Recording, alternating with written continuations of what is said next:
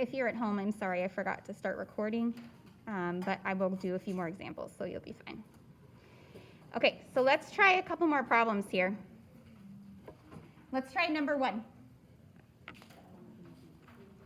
Using the cover-up method from yesterday, we would have covered up 9W. So you're adding 4 here. Let's put our balance line.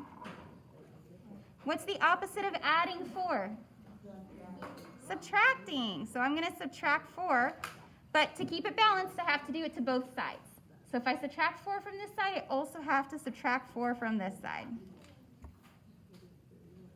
Now 4 minus 4 is 0. So all I'm left with here is 9W. So I'm going to bring that down. 9W. And then 31 minus 4 is 27.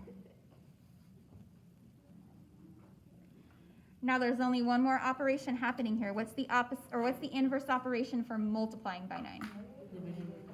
Dividing. So I'm going to divide by 9 here, and I'm going to divide by 9 here. 9 divided by 9 is just 1, so we're done with that. We just have W here. And then what's 27 divided by 9? 3. Okay. But we are not done. We have to check our answer. I don't have enough space down here, so I'm actually going to check it off to the side over here. Okay, so I'm going to plug in 3 for W. And I'm going to put it in parentheses so that I remember that it's multiplication. And then I'm going to multiply first, because that's what the order of operations says. So 27. And then we have 31 is equal to 31. So yeah, this is the correct answer. Once we've checked it, we can circle it and say, yep, I was right. Okay, let's do number 4 together, and then I'll have you guys do number 2 and 3 on your own. So let's take a look at number 4. I'm going to do my balance line. If I was doing the cover-up method, I would be covering up the x divided by -2, which leaves plus 5. What's the opposite of adding 5? Awesome. So I'm going to subtract 5 from this side and from this side to keep it balanced.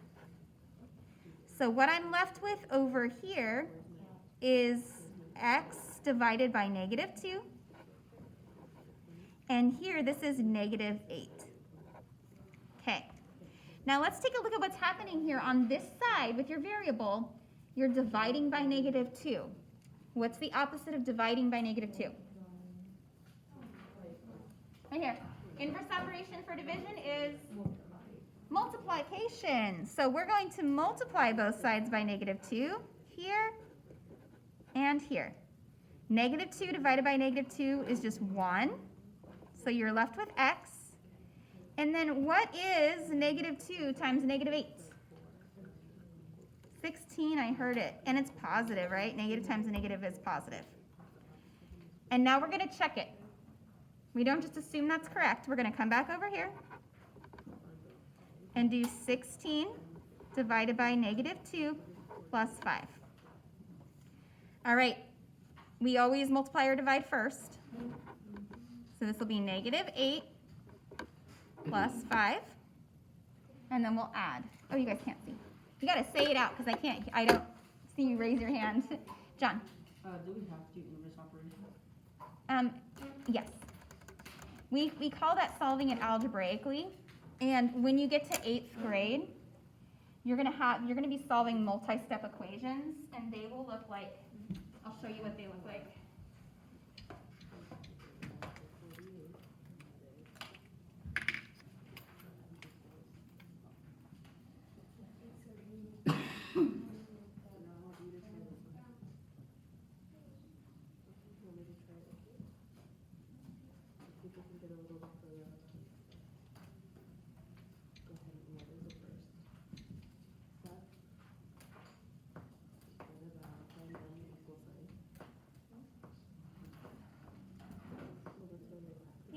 One example of what you're going to be required to do in 8th grade. Hayden, question for you. Because you you are in IM1 now. Do you need to do inverse operations? Do you need to know how to use inverse operations? Yes. Okay. A lot are like at the reciprocal as well as inverse operations. Yeah. So he has done what you guys are doing currently. He's also done all the standards for 8th grade for solving multi-step equations, and now he's in IM1. And yeah, it's 9th grade math. Okay. And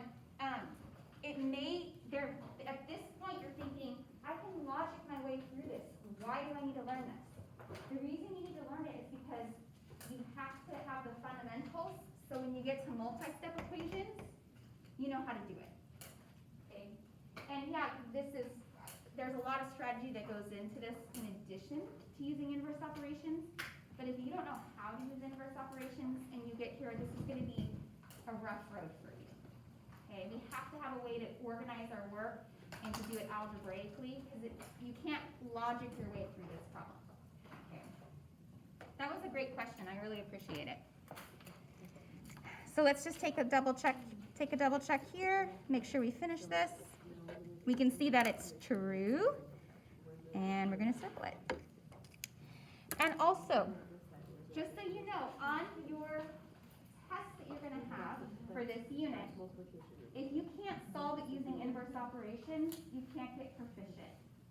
So you have to be able to do it. Like, that's our standard, is to be able to solve it algebraically by using inverse operations. Okay? We're already pretty late on time, so I want to give you a chance to work on your homework a little bit before you leave. So go ahead and take it out. Mrs. Blakey and I are going to be walking around, so if you need help, and Katie can help too. What about the two bubbles?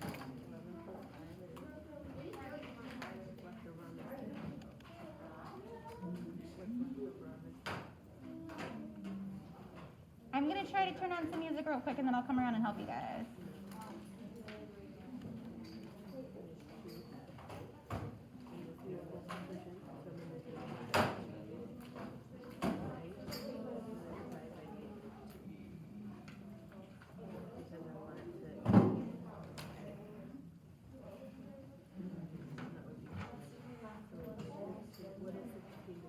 Well, I guess the music is just not happening.